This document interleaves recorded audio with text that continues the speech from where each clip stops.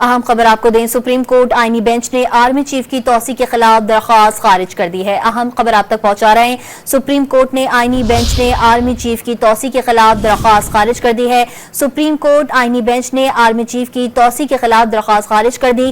آئینی بینچ نے عدم پیروی پر درخواست خارج کی ہے۔ ناقابل سماعت کے اعتراض بھی برقرار ہیں۔ آپ کو اپڈیٹ کریں، سپریم کورٹ آئینی بینچ نے آرمی چیف کی توسیع کے خلاف درخواست خارج کر دی ہے۔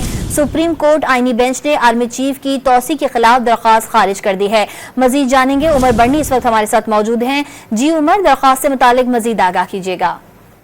جی بالکل، سپریم کورٹ کے آئینی بینچ نے چیف آف آرمی سٹاف کی مدت ملازمت میں توسیع سے متعلق درخواست خارج کر دی ہے۔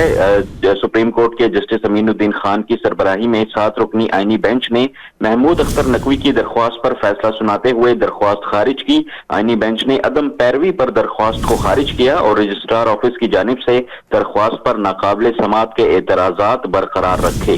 جی اپڈیٹ کرے تھے عمر بڑنی، بہت شکریہ آپ کا۔